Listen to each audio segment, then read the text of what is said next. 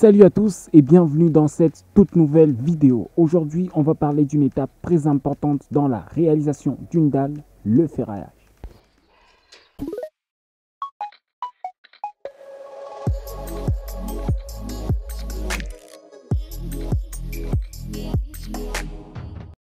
Alors dans cette vidéo, j'aimerais vous parler sur quelques éléments dans le ferraillage, également quelques petites règles à respecter lors du ferraillage. Et commençons tout de suite avec la double natte d'armature.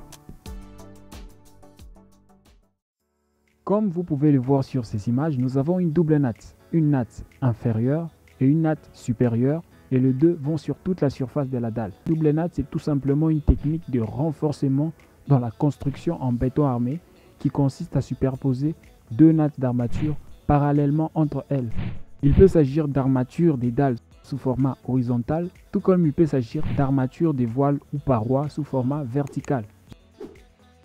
Je vais en parler, mais il est également crucial de savoir qu'il existe plusieurs sortes de dalles, notamment on n'utilise qu'une seule natte d'armature, des dalles en ordi qui nécessitent une fine couche de béton pour la compression, et bien sûr le bubble deck, autrement appelé dalle à sphère, qui est une technique utilisée dans la construction pour réduire le poids de la dalle sans compromettre sa résistance. Ensuite, nous avons ce que nous appelons un cavalier. Ça, c'est un cavalier. Alors, qu'est-ce qu'un cavalier? Un cavalier, c'est justement cette pièce métallique que nous utilisons dans la construction en béton armé qui nous permet de séparer deux nattes d'armature, la natte inférieure et la natte supérieure.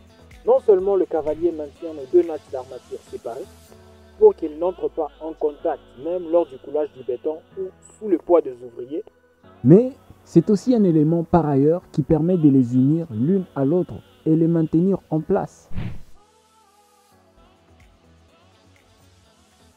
Nous avons un autre élément que nous appelons écarteur.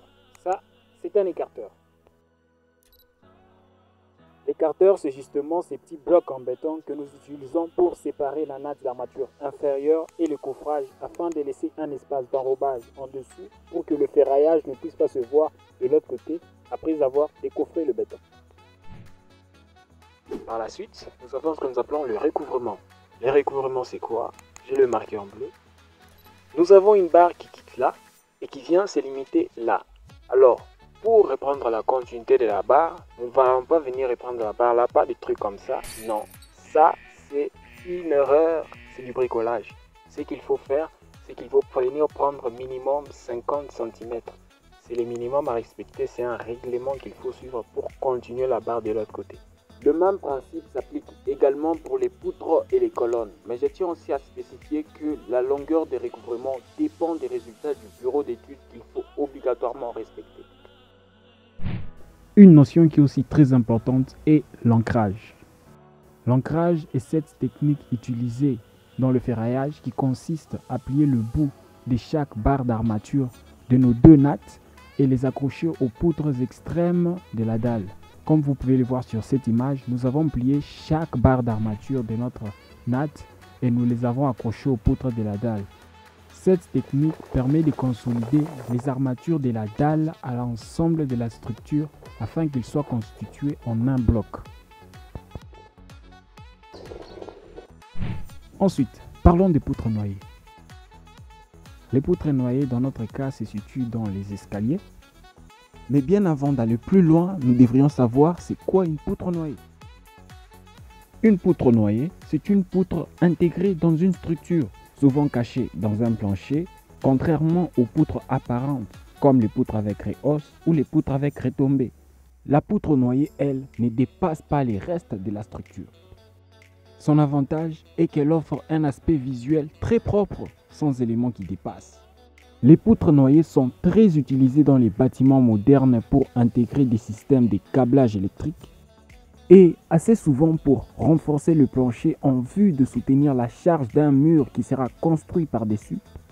Les poutres noyées peuvent être également utilisées dans les escaliers en vue de les renforcer. Et sur ces bâtiments, les poutres noyées sont utilisées dans les escaliers. Voyons ça de plus près. Vous pouvez voir ici que nous avons une poutre qui est là. Nous en avons une deuxième qui est là. Les deux montent en haut. Nous en avons une troisième qui est là, qui descend jusqu'en bas. Nous en avons une quatrième qui est là au fond, qui est là. Et ça fait 2 de ce côté et 2 de l'autre côté. Nous avons 2 autres. Une qui est là, qui passe par là. Vous voyez.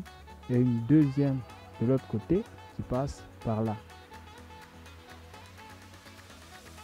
Et c'est simple de reconnaître les poutres noyées par la présence de ces cadres entre les 2 nattes.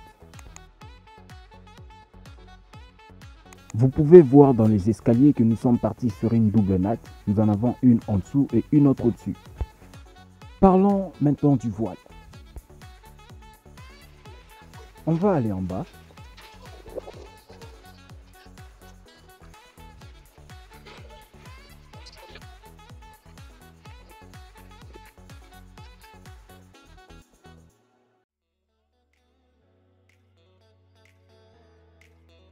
Voici le voile. Alors, le voile désigne une paroi verticale relativement mince qui est coulée avec les restes de la structure. Les voiles servent généralement de murs porteurs ou des parois de soutènement dans les bâtiments.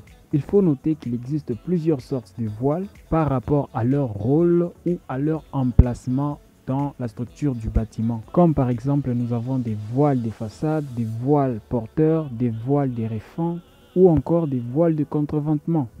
Et dans notre cas ici, il s'agit d'un voile de réfend. Les voiles de réfend, ce sont des voiles qui sont situées à l'intérieur du bâtiment et aident à stabiliser la structure et à répartir les charges.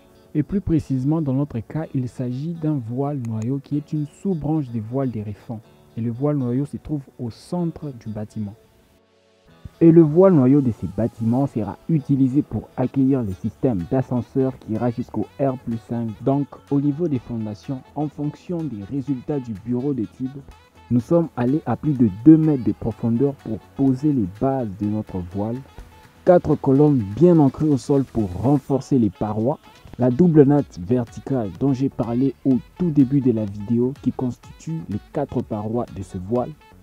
Et bien évidemment, une double natte placée à la surface du fond qui vient consolider toute cette structure.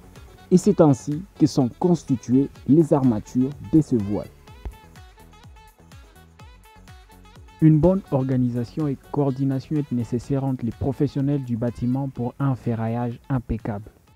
C'est déjà la fin de cette vidéo. Si vous êtes arrivé jusqu'ici, n'hésitez pas à mettre un pouce, à laisser un commentaire, à vous abonner à la chaîne si ce n'est pas encore fait pour ne rien manquer. Et pour ma part, je vous dis à la prochaine.